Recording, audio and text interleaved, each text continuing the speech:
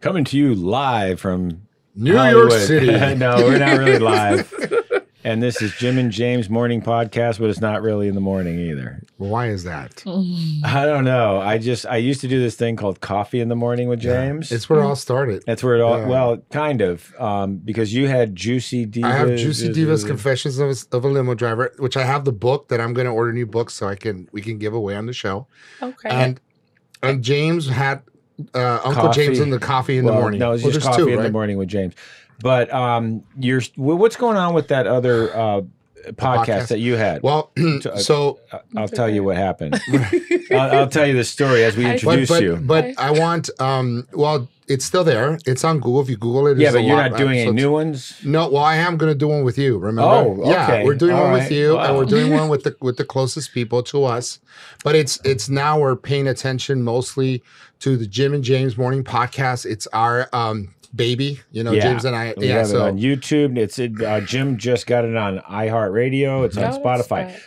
Without further ado, yes, we have a very special guest, Faith Morey, very successful model, businesswoman, and former basketball player. Basketball player. But I want Faith to tell you about herself. We met when I was over at Baron Brown acting school for Meisner, and your schedule was just crazy. So I only saw you. I don't know if it was 2 classes that you came to. No, that's not. You didn't come to some. You missed some too. I did. I did. It was supposed to be like a 3-month class, I think, right?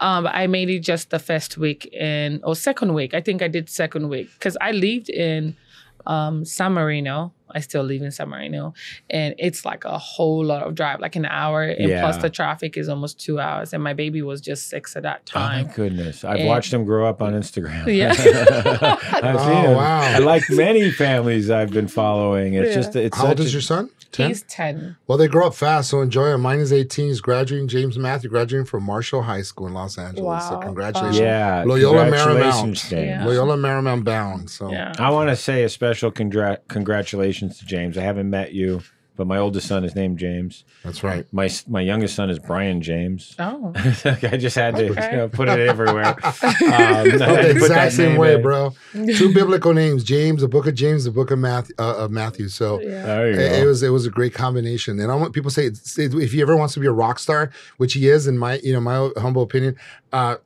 James Matthews Band. Oh, there you go. That sounds familiar. Yeah. I think it was something Dave Matthews, I think. So getting back to I was going to this school. I think I lasted there maybe 6 months. I don't know. It might have been 4 months or something, but my schedule got to be too much because I had my painting company, which is Quality Painting Plus. If anyone needs their house painted, you can call Quality Painting.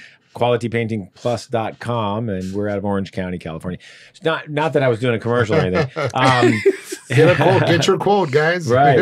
Yeah, discount if you mention the Jim and James Morning Podcast, and subscribe. And you get another discount if you mention Faith Morey.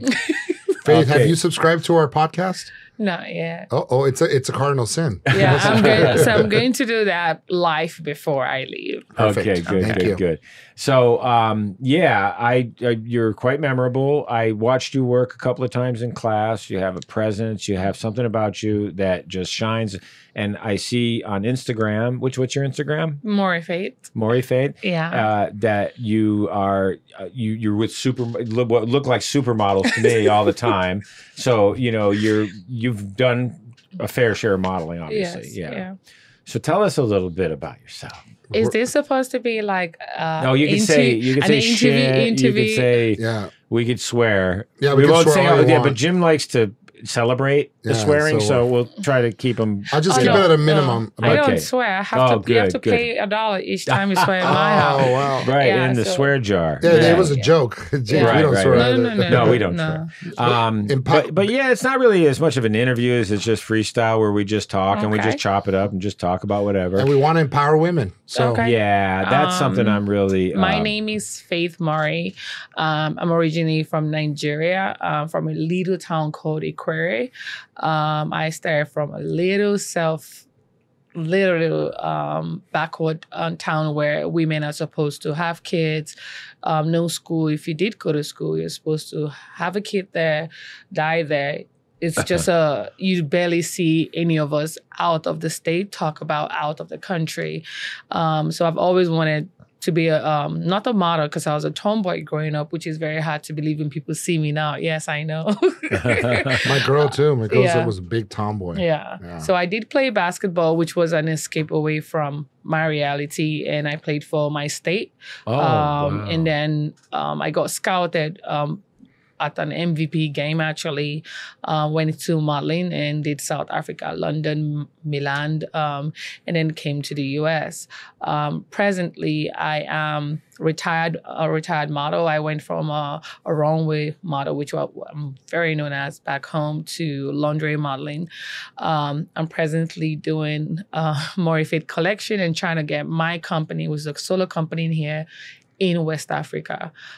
So that's why you were going. It's it's amazing. I mean, do you have a jewelry line too, or just the clothing? I do. My clothing has about 3 different paths. Branches. I started with bikini, actually, because I do a lot of traveling with my son and my brother's ex-wife, and she was in a bigger side, and each time we had to travel, she had to start looking for something a month or 2 ahead of time. And I just thought about it like, hey, I love a satin style in bikinis. I don't want to walk into a pool party and see like 3-4 girls wearing the same thing. I love blings. So I wanted to incorporate my love for bikinis with her own size, which we started from. And then we were doing a lot of custom made clothes for like artists, for movie premieres, TV shows and stuff like that. And then really branched out into some different areas of clothing, huh? Yeah. So some of your clothes is seen in pictures, like movies? Yes. Oh, wow. Yeah. Well, so we do love red carpet also, where people rent instead of buy, which is always like cheaper. And then we make ready-made clothes for women. And a lot of time people talk about fast fashion. They say fast fashion when you buy and then that's it. But I wanted women to be able to buy affordable quality clothes and still reuse and reuse 2-3 years. I had a friend of mine that was like, hey, do you remember this top? It's for like 4 years ago when you started. And I was like, yes. That's good. Yeah. It stays in fashion and reusable. And that's fantastic. You travel quite a bit, it seems. Yeah.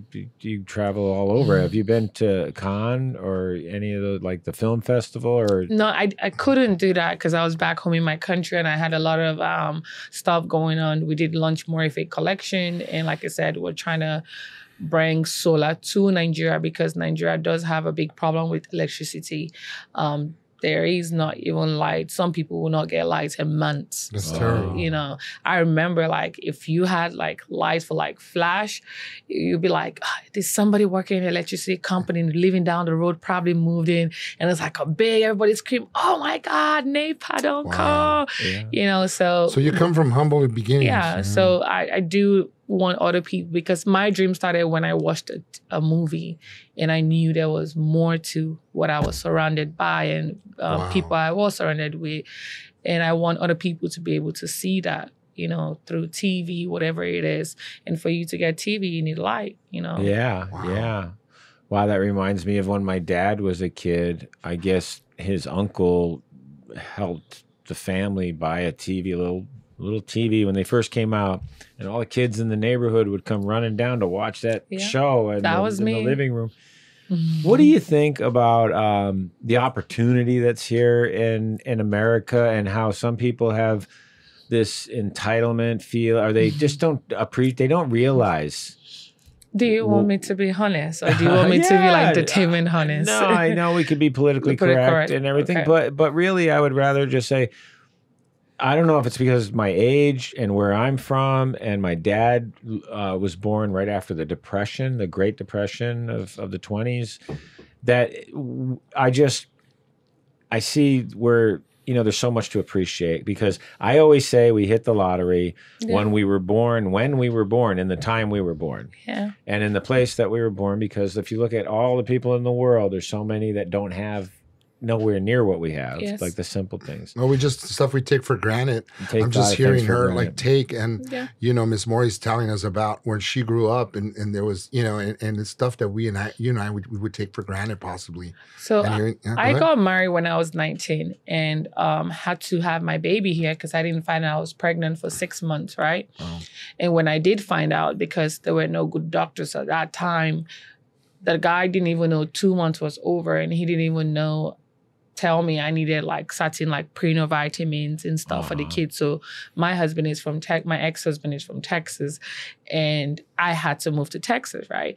And when I did, the people around me, I remember then this grandma in front of, it was a ranch. I stayed in the South Texas for 4 years, and I couldn't understand why these young girls that had, you know, Skidmore has this educational system for single moms or moms that cannot take care of their kids, like pay for nanny, which is a big, you know, very expensive if you have a kid.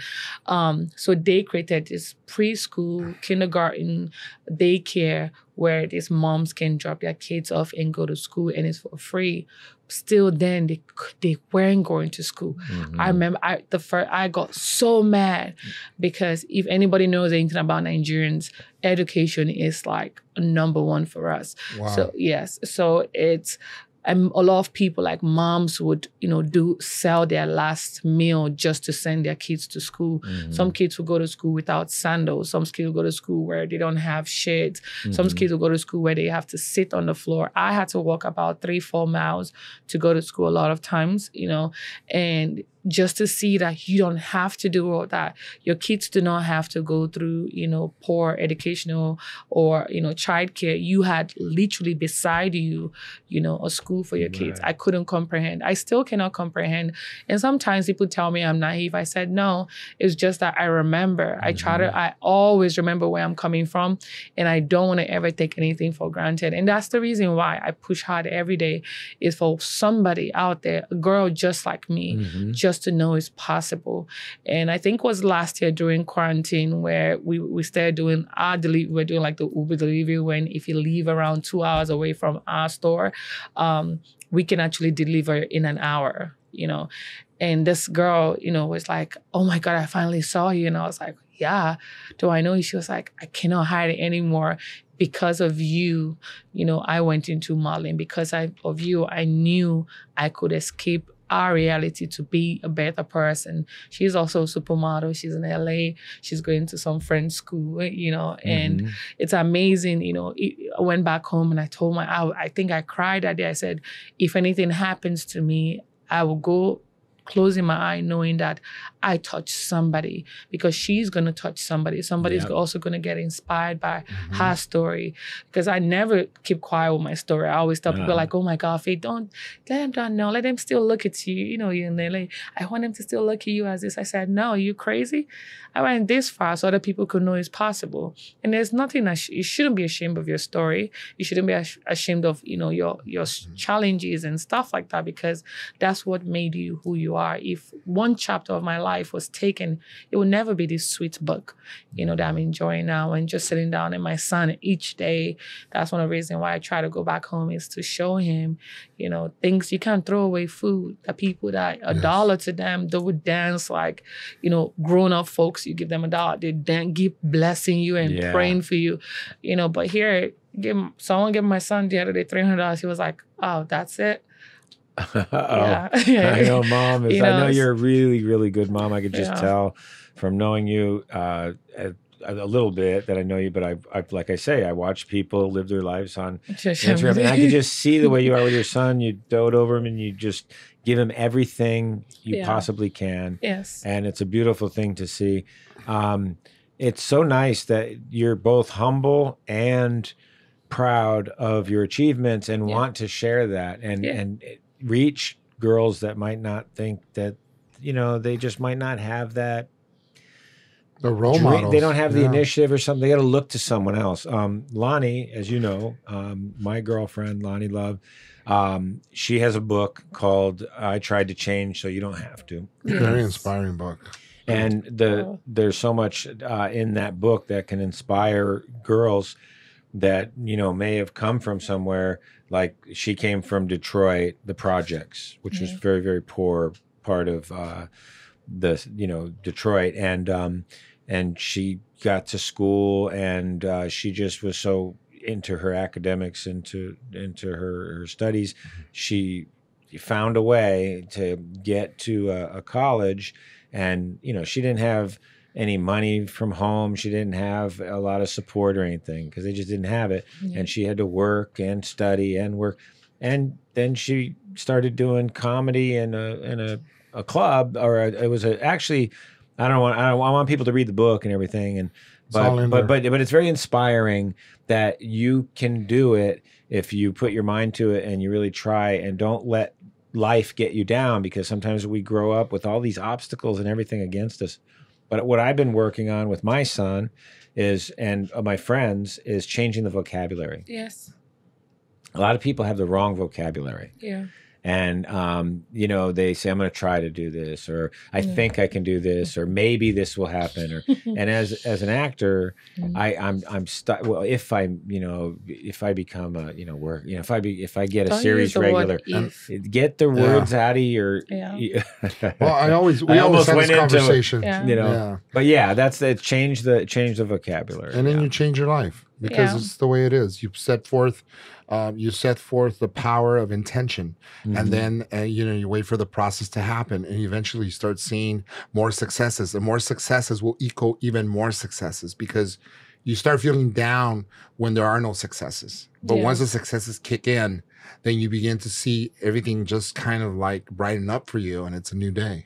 Can you say that again? No, I'm just kidding. After 5 shots of tequila. I love the tequila I have here. So, do girls recognize you at home from playing basketball? Do you get a lot of attention? I think people don't remember me. Like I said, I was from this small town. People don't remember me from basketball, and it's a total transformation. Here or there, when my old classmates post the pictures of me like a tomboy, I was like I had to learn how to wear heels, shoes, women's shoes. And the blogs always go crazy, because it's like, oh my God, we can't unsee this. It's like a totally different. And when I still do running and the rest of them, what you guys are talking about. Let me answer your question first. So whenever I travel, I have to always have like the face cap and hoodie and stuff. But because my son is kind of like out there also, it just takes them to realize that's my son, to go, oh my God. And then my son goes, oh, not again. Come on, Mom. I was like, babe, I told you, put your hoodie on. But it also tells me that my message is being out there, because the only reason why, there's a lot of pretty faces. There are a lot of models there. There are a lot of people that started from where I started from, or started from a better, position. Folks that even went farther than I did, and they still don't have the kind of platform I had. And when you're talking about, what you work with your son, we're mentioning earlier about curse words. You can't use adult word. We have like shut up. No, you can't do that in my home. You got to pay money. And it's so crazy, because when my friends are coming, they're like, I got to post some money. And then a friend of mine came and she just went off. And then my son was like, pay up. And she's like, I don't have cash. I said, well, you can Venmo me, cash me. I was funny. Like, oh. What a different world we're living in, huh? Yeah. And then every morning when we wake up, when you tell your kids to sit down and you try to teach them, it's almost like you're imposing on them. So I have a ritual where I have to listen. I don't answer my phone for the first 1 hour.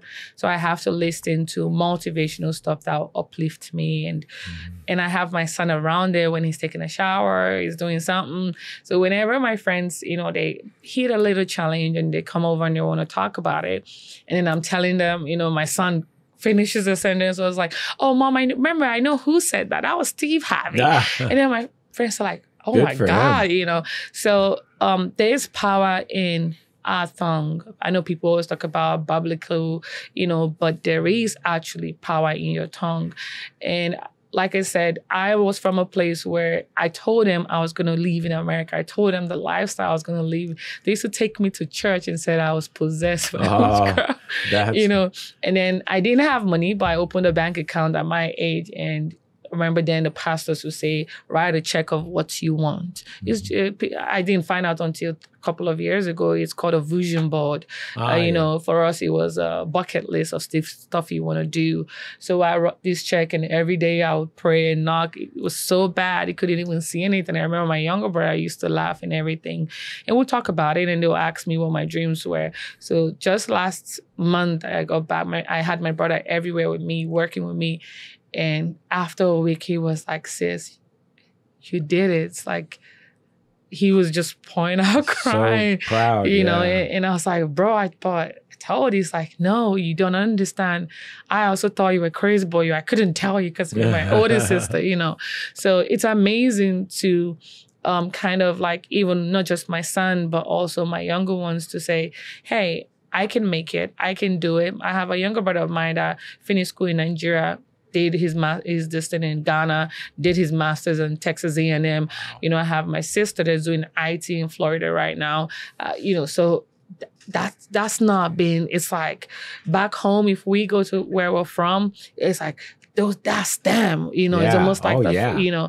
So it's when you wake up in the morning and you're talking about failures, you always fail. And that's what it's all about. That's what makes the journey what it is. You know, when I was talking about whatever I went through was the reason why it's a sweet story to me. And sometimes I stay and smile. And when I listen to people say, hey, I wish I have your life, don't pray for that. Sometimes you're probably praying for a cause. And I'll tell my friends, I don't think you could walk into the shoe I did and come out the way I did. Because there were days where I had to look at myself in the mirror, crying and telling myself, Faith, you can do it. And I had an ex-husband that had his own beliefs, and the lifestyle I said I wanted, he told me was a fantasy. So do you know, when I told him he wasn't God and he's seeing me right now, the sweet achievement and fulfillment, I don't rub it on his face or anything, but, and I tell my son, I said, even me, your mom, cannot tell you who you can be and what you can achieve, because I'm not God. And there are a lot of times, you know, if you do sales, you have like a lot of no's. All it takes you is one yes. You know, and that's Lonnie it. Lonnie tells me that all the time. It only takes one yes. It takes one yes. And I'm sure she's out there also. And as a Black woman also, having a show opportunity, which she had to go through a lot of barriers. She didn't have anybody hand her heart down. Yeah. So life is there. People, I mean, there's not the equality that you think there is out there. And unfortunately, women don't get paid what men do. Women of color don't get paid what, you know, and I mean, I don't want to get into all that, but it's part of my life. Let's get into that a little. Because I'm an ally and I want to see equality. I mean, I also, you know, I don't really like too much political correctness, and I'm not. I mean, somewhere in the middle. But there are a lot of things that are needing changing, and they need to be addressed. So I'm glad that you came aboard, because you're touching on so many subject matter that we rarely jump into. But one of the most important things that that comes to mind is that when when people see someone successful, they just don't realize the work that is behind it. Like, and I'm talking like these great actors that we love watching on TV. I was just saying in my last podcast with Billy Budenich, that like when I was young, I was naive, and I thought, oh, Tom Cruise, you know, because we're about the same age and everything, but I wasn't as interested in acting. But I thought he's just a good-looking guy, and you know, blah blah. And then I watched this show called Inside the Actor Studio with James Lipton. I just love that show. And I watched, there was a double episode, 2 hours of Tom Cruise talking about the craft and talking about how he approaches a role and how he researches it and how he finds out everything and he reads about it and everything. And I started thinking, I said, wow, he really works hard. And I had a whole new respect for him as an actor and the craft and the work that goes into it when you see these guys like Matthew McConaughey and Denzel Washington and all these great actors, because I know what in Al Pacino and everything, that the work that goes into it. Completely. Totally. So you remember the first week when we started the acting class, the lady asked Elaine? us to talk while we were doing stuff. Oh, we're doing that right now. I'm in school again. Oh my God. It was one of the most difficult things. But after that class, I actually moved to an acting class in North Hollywood. And she told us that was where I had to research how actors actually, when they get a role as a cop, they have to go to the station. They have to go to like a police bar where they go hang out after work. He has to go into like interview, sometimes take classes from like a real cop. And so she told us, go out there and I want you to talk to at least 13 people. And what I want you to find out about them is, you know, how many kids they have, if they have kids, what their occupation is and stuff like that. And then come back home, you know, back to the studio. Mm-hmm. And then you're going to imagine you as the person and act it out. I was super shy. First of all, imagine just stopping people like, hi, how are you? So the first 30 minutes, I kind of like, and then we were in twos. So I'll always go, oh, why don't you just do your 13 people? And then I'll do after them, you know? And on the road, obviously, it's tricky. And, but I would say, oh, you know what, I'm going to go buy something like a coffee. And then on the queue, and I'm like, hey, that's a pretty nail right there. And then we just start talking like, oh, my name is this. Can I ask you a question? What do you think right now you wish you can revisit? So I will have like ladies that are like, I got to go for my doctor's appointment. But then when you ask them about countries they've gone to, you know, do they have kids? Where do you think you want to go back with your kids? They forget. Like, you literally have to look for a way to like excuse yourself and run away. That's interesting. So it's just imagining these folks that they have to do the same thing. And especially when it comes to like acting, like action and stuff like that, even if you're pretending, you still have to know how to do it. It's a lot of work. And we're talking about, you know, people don't understand what people go through, you know, to make your business bloom and stuff like that.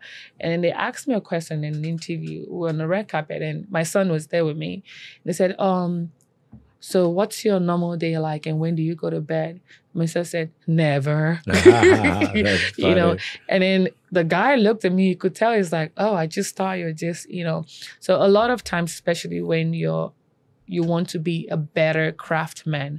Anybody can open a business. Anybody can say, I'm an actor. But what makes you different from the next person?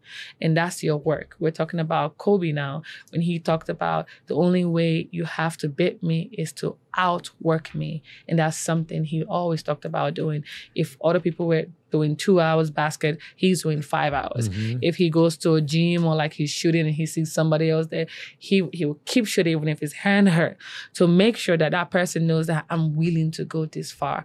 So you look at it, Bill Gates, folks like, you know, Mac and the rest of them, they did the same thing. They talked to themselves, even when people didn't believe them. Mm-hmm. That's the reason why they can start from a garage. They still believed in themselves. They still put in the work. They didn't just talk about it or call their friends. They're like, oh, I want to open a business. Oh, I want to do this. And a lot of people spend years just talking about the idea without actually doing it. You got to stop. Right. You got to stop talking and start doing.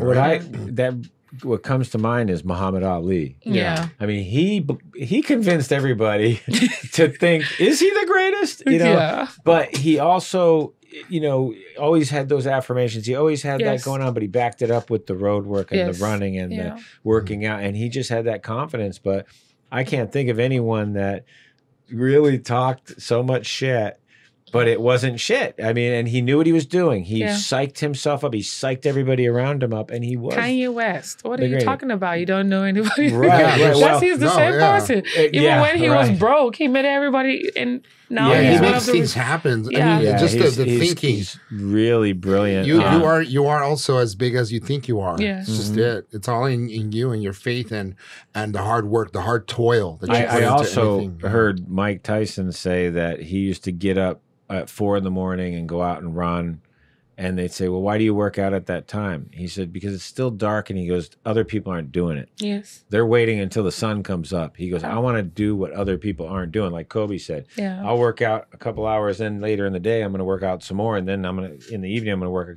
He said, I know if I'm working out more than everybody else, that over days, months, years, I'm going to be that much better. And he sure was. Yeah.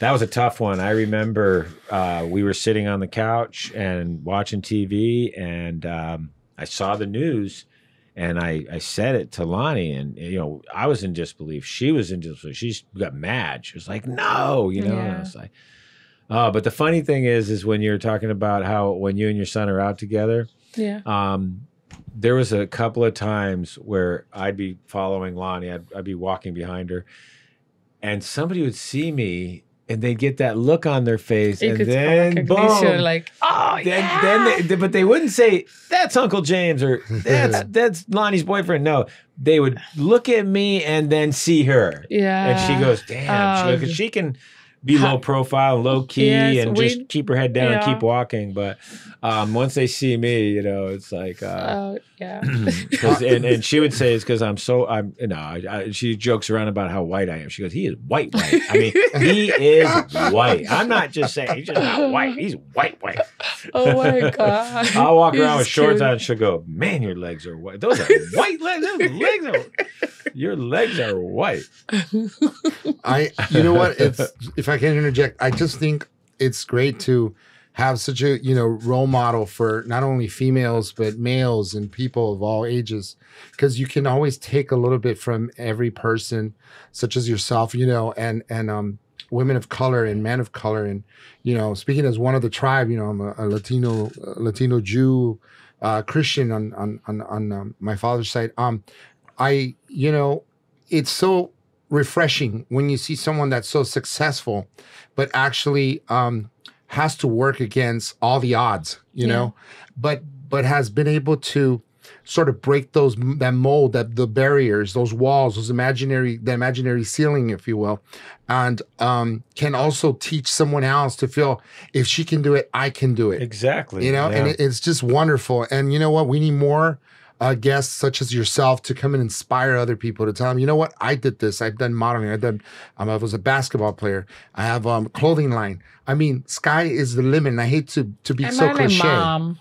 And you're a mom. Most important, the most important job. The hardest job. It's a hard job. We're all parents here. And I know my girl, we have a son together. So in common, but that's being a mom is like the single most important one. And it's not easy. By no stretch of the imagination is it easy ever to be a mom or a father. In some cases, even serve as a dual parent, a de facto dad, you know what I mean? And a mom. Because it's so hard to raise your children. My son's graduating and the fact that he's going on to Loyola is such a big feat. We're proud of you, James. I haven't met you yet. James, I'm proud of you. His mom and I. Does he watch our podcast, or probably he's too busy? Well, here's the deal. He does at times. He watches podcasts nowadays. The youth, they learn a lot, dude, from podcasts. Yes. And he watches us, but he won't admit it. That's the thing. You know how it is. My son, 18 years old, just turned 18. And he's a big Joe Rogan guy, and he just loves podcasts. Brian Well, she's producer of one of these. Smart kid, man. Yeah, but I knew that was going to be the test. It's like he's probably going to dog me, and he's probably going to say, "Oh, you're doing that, you're doing that." No, Joe Rogan does this, Joe Rogan. But it was the opposite. He said, I like what you guys are doing. And he goes, Joe Rogan does, and you do that too. Like, or I'm just saying Joe as an example, but he just wanted to let me know that he's enjoying the podcast. He watched Robert Miano. Robert Miano's in his 80s. He's an actor that a lot of people don't know who he is, except he was in Girls Trip. But people that love movies that are a little older know him from Donnie Brasco and just, there's so many movies. And my son Brian said that he listened to that. And when Robert was telling stories about his travels early on in life, we didn't want to stop him. So we said, hey, we're just going to do a double episode on this. And we went another hour or so, and then we made it into part 1 and part 2. And my son, the biggest compliment that we could have gotten was that my son said he could have listened to another 2 hours. Wow. Yeah. My son started his own podcast after he heard my podcast. He's the biggest Joe Rogan fan. Minute. James started the upcoming. I'm gonna plug it in. The upcoming podcast he started. He was the first person to start a podcast in his high school 2 years ago, and it's called the Upcoming Podcast. I don't know that I was supposed to say that because it's for high schoolers, where he's interviewed high school students. But you know what? It makes me so proud because it's like the first student in the entire student body at that school. So it's fantastic. Now, have you been on the podcast, or you can't? No, you're not in high school. No. I act like I'm in high school. You'd have to infiltrate and try to disguise yourself, but I don't think you'd pass for high school. The thing is, you know what? When they're in high school, and you know that better because you have two grown men boys. Yes. They don't want to dabble like he's around famous people all his life. You know. Yeah. His mom, in her own right, she has people in the industry, and so to him, it's not a big deal to meet different people. Although I will tell you, a week ago he met Punk, CM Punk, the wrestler that was wrestling. Oh. He met him down the street jogging by his high school. And he said, he goes, oh my God, it's CM Punk. I used to have that action figure, CM Punk. And it's funny, but it's the one and only time he told me, hey, Dad, I took a picture with someone famous. Because nobody doesn't care. But he won't have me on the podcast till probably he's in his college years. Will he have me on the podcast? Okay. But anyway, we can go on and on about our children. I'll be Googling CM Punk after this. So you were touching earlier, and when I asked you, do you want me to be political, be honest politically, or just be honest as a person that have experienced a little of it? So when I moved, like I said, I lived in Texas, and South Texas is a country. It's huge. So yeah. So one of the reasons why we moved to California was because my son, at the age of 3, 4, we're having his friends kind of like looking at him like, why is your hair, coily, and why is your mom, why are you calling her your mom? So at the age of 4 or 5, I couldn't explain to my child why when his dad was around, the Caucasian kids would be his friends. But whenever I was around, the Caucasian kids would not be his friend, and the African-American kids would be his friend. And also, as a person, sometimes when we're out, folks will ask me like, where's his mom? Because he's literally white. And I was like, oh, she's in the restroom. Ethan is like, Mom, So there were a lot of stuff, even, modeling and stuff like that, where they're supposed to pick 10 models, and they would say, oh, so we have space for 2 models. And they were 2 black models. They weren't even like hiding it or anything. It's almost in your face. So if you don't like it, get the heck out. And I remember when we're driving, we drove all the way from Texas down here. I made it like a road trip. So we're stopping, and then we were screaming. We're like, welcome to California, where you can be anything you want to be. Yes. And I want to teach my kid that it doesn't matter, if you're black, purple, and that's what my mom taught me, green, whatever skin color you are. It shouldn't be a factor for you to even have friends. It should be more of your, beliefs or your goals or your, way of life, or the way you look at things in life. And in summer, there is more Asian community because the schools are really good down there with Caucasians. And then you have like Europeans, more of like, foreigners. And it's just amazing to see that he has, friends from different countries, because that's what I didn't have. And I don't want, like I said, anything that hurts your kids, and especially cannot change, it does hurt. And I do have a close relationship with my son, where from the moment I drop him off to when I pick him up, he's telling me every single detail of things that happen in his school. Which is great. Yeah. My son was like that with my mom, because she helped me raise him. And I remember my mom telling me one time, she said, he tells me things because he feels he can talk to me. Yeah. He tells me anything. He goes, but I get a little embarrassed sometimes, but I try not to act like I'm embarrassed. And you got headache. He started talking about sex and all kinds. Sorry, Brian. But he was talking to his grandmother about these things that he felt she was so cool, and she was, but she's from different generations. Yes. So some of it was a little shocking to her. Yeah. Yeah. And but it was funny because that's love right there. Yeah. She would just say he feels like he could talk to me. And most when you look at a lot of these folks, kids that, commit suicide at 9, 10, yeah, that's 7. Unbelievable. And then, heart-wrenching. The parents finds a letter that they were being bullied. Yeah. They had all this like online stuff. They were posting stuff and they never knew. So I'm that mom that by the time my son is going to school, he's moving to London for boarding school now. I already know who his teachers are going to be. Right. And I always email them like, hey, I am that mom, that every week I'll make sure I check up on to see what Ethan is doing in school, where we can actually improve. And then also, I'll ask him like every day, like, hey, how was your day? You can't tell me good. What was good about the day? Who did you sit down with? Lunch. Was it the same person from yesterday? Oh, what part of the school did you play in today? Did you play soccer? Who was on the team on your team? Did you score any goal? What you want to do is you're getting him to understand that it's okay. You want to have that communication line, although sometimes you have migraine. I can't leave my son with my friends. They'll be like, oh, God, Faith, I have a headache. Come get your son, And then for him, it was more like it's just the both of us. So a lot of times we listen to books when you were picking me up. I'm cheating. He's not going to hear this. Audible, yeah. I love Audible. Yeah, so driving down here, I had to listen to books, and then we'll listen to books, we'll talk about it. I remember when I was dating someone then that the first year he would call me and he would just drive to the house because he thought probably I went out or I'm kind of busy, And then you just open the door and see my son and I were watching some Netflix. We were listening to a book and we're talking about the news or something. And then after like 6 months, he was like, you know what? Sure. That's her problem is just her son, her work, and that's it, So having that's a good space, mom. Yeah, having that space, a lot of anybody can be a mom, Or anyone can feed somebody. Yeah. Anyone can say, hey, I'm their mom, I'm their dad.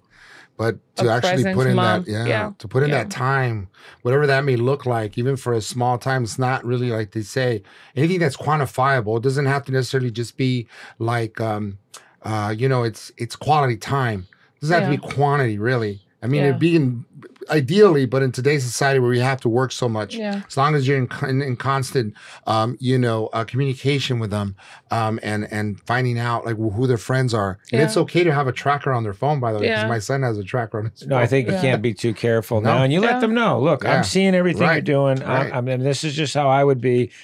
Nowadays, it's so different than when I was raising my kids, but not. We know more now about how we can parent better. We could be a better parent, be better parenting. But hang on a second. I got to talk to my assistant for a minute. Google quantifiable so you can tell me what that means, because Jimmy's using $20 words now. I try not to for this podcast. You were using $15 words before, but now he's getting up to the $20. I'm afraid he's going to use $100 words someday. I try not to use words. It's just no, I'm kidding. I know what quantifiable means. You obviously know a lot of words, but we try not to do that. I mean, it's not about No. Every once in a while they slip funny. out. I thought I could do a funny bit. And people start taking it seriously. So I have a friend because. In the house, I have a lot of cameras, so whenever I do a lot of hosting, so what makes me happy or kind of keeps, yes, he does have a nanny that stays with him all through, but I still have to make sure I can, sneak and check the camera and make sure, okay, he's sleeping. Yeah. And I had my friends then. Makes you feel better just to see him, Yeah. And then they'll be like, Faith, can you stop? And I'm like, don't worry. So she just had her kid. And I think in one room, she has like 4 cameras from different angles. And she's like, oh my God. See, now, this is a whole different world than I grew up in. Yeah. But it's a good thing. It was, it's something. This new world we live in is all technology based, and everyone, even like you see like grandpas and grandmas. I tell this story talking about technology. My kids are lucky enough to remember before technology, but right before, because when they became teenagers, that's when everyone started getting a phone, a flip phone. I remember it was my son's girlfriend. It was right after my father passed, which was in 2001. So it must have been about 2002, 3 or 4. And she had this thing called an iPhone. And I was like, what is it? It looks like a little computer. And she was talking about it and everything like that. So that's when it all started. So now fast forward, my son was probably about 16, 17. He's about 19 or 20. He's got his flip phone, or his phone or whatever. And we're at work, and I said, you know, when I was your age, and I started having, you know, I had 2 kids by the time I was 20. So I said, we didn't have phones that we carried around with us. And then he kind of looked at me like trying to, you know, think back to, and I said, you know, if I was leaving work and I wanted to ask your mom, you know, do we need something from the grocery store or something, I'd have to pull over, go to a payphone and call her up and say, hey, do we need milk or something like that? And then he was just dumbfounded because he had a question on his mind. I could see it. Something's going on. He's brewing. And finally it came out and he goes, what would you do if you wanted to call a girl? And I said, you'd call her from home. Her dad would answer. Yeah. And you'd say, is Susie there? Or, you know, you would fake it. You'd fake the voice. Oh, you'd be so polite and everything. And then she, you know, you'd hear him yell for her. And then maybe somebody would pick up the other line or something. It was a nightmare.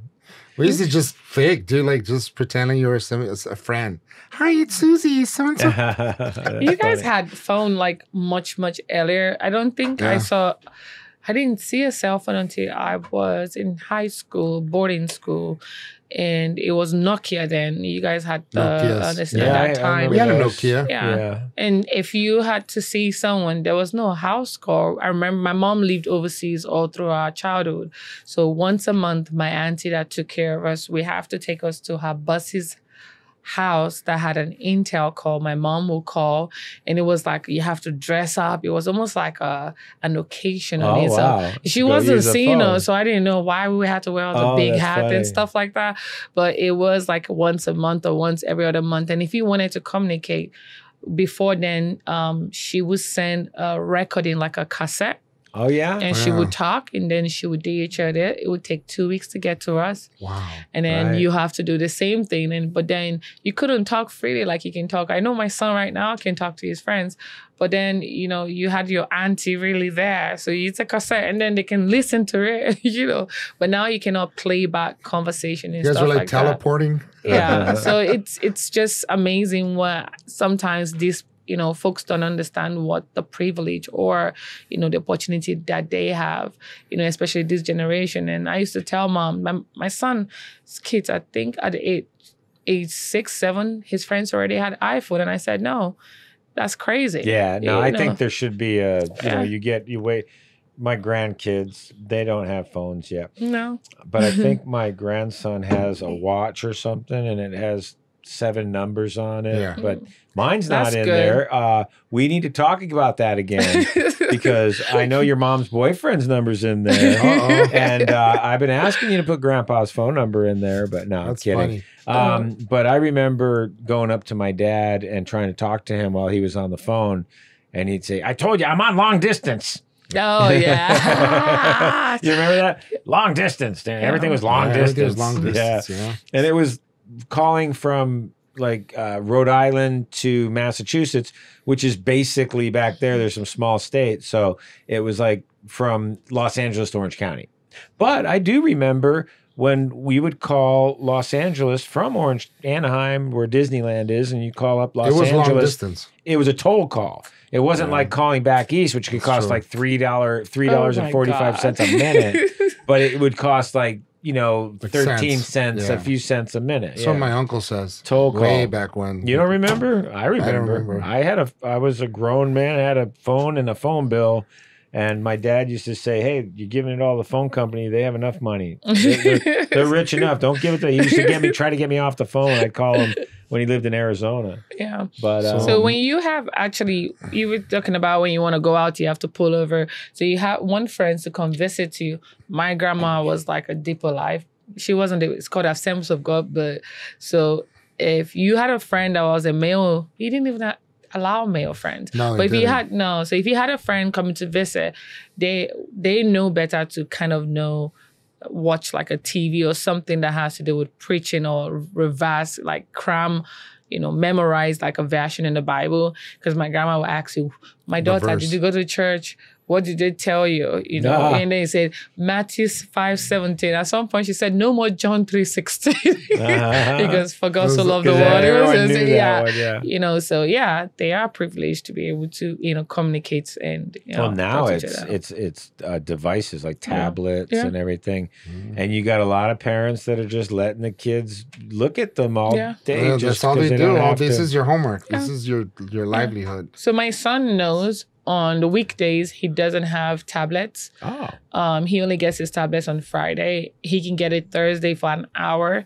If he did a lot more than he was supposed to that week, if he showed kindness, certain amounts of, or actually have like, you know, rules for that week where he can get it early. And then he's not supposed to watch TV more than an hour on a weekday. So, but then I always used to tell my friends, I said, I can bet you $1 right now if you check what he's watching, it's probably on YouTube watching some historical, you know, stuff like how did French people get France, or how did American become America, or who was the president in He's this. very smart. I could just tell by the way he reacts, and he's just very smart. I can tell. You guys, he's riding horses or something? He does polo. Polo. See, I told you something. I know where I was from, and all the stuff I saw on TV, I couldn't make it. My son is going to be able to make it. Congratulations. And thank you. And most of my folks, when they hear like, what school is he going to? He's like, oh, I'm not going to go to school in America. I'm going to London. And then they look at me like, why? Yeah. And I'm like, why not? 10 years old? He's already... Yeah, he'll be 11 by the time he goes. He doesn't go into school bus. He goes in a jet to school. Yeah. So, you know, you say, why not? And, you know, I'm a single mom. I do need him to gain some kind of independence. I'm that mom or that ex-wife that knows that a mom cannot take the path of a father and a mom. You know, there's nothing. You cannot take the position of his father, you know, but then as a woman, you always want to you overcompensate sometimes for him not having the dad. And I do want him to learn, and I want him also to be in a school where he positions himself to like meet people that, you know, tomorrow they will be like in the same, you know, circle that I want him to be. So imagine having to go to school where you have like president's kids and stuff like that. And the fact that he wants to go to a school like that. That's so great. I told you I'm from Nigeria. My son is more Nigerian than, well, he would say he's Texan, but he's more Nigerian. So he knows education is priority. Yeah. So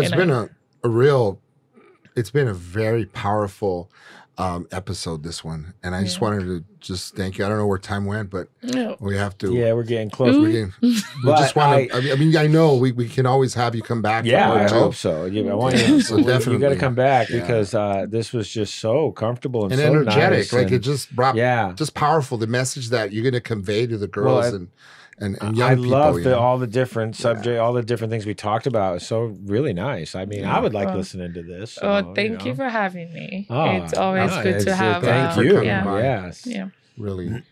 So is there anything else that we want? Well, I know your social media handles will drop automatically, so we'll have them when you start beginning to talk, and you know it'll just the logistics is anything fantastic. You want to promote, your clothing line, all that will be Morey Faith, right? Yeah. Morey Faith collection. So all that will be in there, and then anything else, just let us know so we can talk to our engineers and producers. Okay. Thank you. Thank you for coming on the show. And don't forget to subscribe, right? That's right. Well, I'm doing right now. Jim and James Morning Podcast. Until next time. We'll see you when we see you.